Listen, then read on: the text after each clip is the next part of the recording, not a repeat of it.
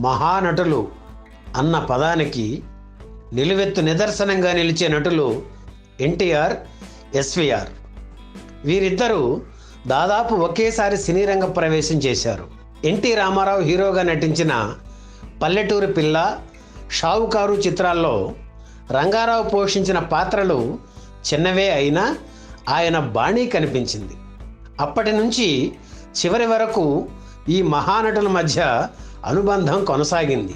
ప్రారంభంలో ఇద్దరు విజయ సంస్థలో పర్మనెంట్ ఆర్టిస్టులుగా చేరారు. పాతాళ భైరవి చిత్రం ఎన్టీఆర్కు ఎంత పేరు తెచ్చిపెట్టిందో అందులో నేపాళ మాంత్రికుడిగా రంగారావును అంత ఎలివేట్ చేసింది.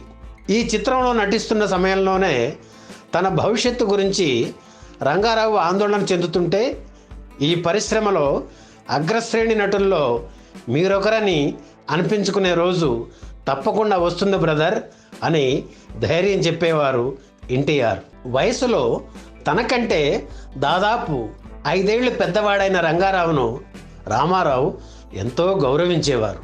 రంగారావు పోషించిన రావణ, సుయోధన, హరిశ్చంద్ర, కీచక పాత్రల్లో ఎన్టీఆర్ కూడా నటించారు. ఆ పాత్రలకు ఇద్దరు తమదైన బాణీలను అద్దారు. అందుకే తెలుగువారు గర్వంగా చెప్పుకునే పౌరాణిక చిత్రాల ప్రసక్తి వచ్చినప్పుడు రామారావు, రంగారావు పేర్లే వినిపిస్తాయి. మరో విషయం ఏమిటంటే, రామారావు కానీ రంగారావు కానీ నటనకే పరిమితం కాలేదు. నిర్మాతలుగా, దర్శకులుగా కూడా పేరు తెచ్చుకున్నారు. ఎన్టీఆర్ నిర్మించిన జయసింహ, రేచుక్క, పగటి చుక్క, శ్రీకృష్ణ సత్య తదితర చిత్రాల్లో ఎస్వీఆర్ నటించారు. అలాగే రంగారావు నిర్మించిన నాది ఆడజన్మే సినిమాలో రామారావు నటించారు. వయసు మేరకున్న జుట్టు రాలిపోవడంతో 40 ఏళ్ల వయసులోనే ఎన్టీఆర్, ఏఎన్ఆర్లకు తండ్రిగా రంగారావు నటించాల్సి వచ్చింది.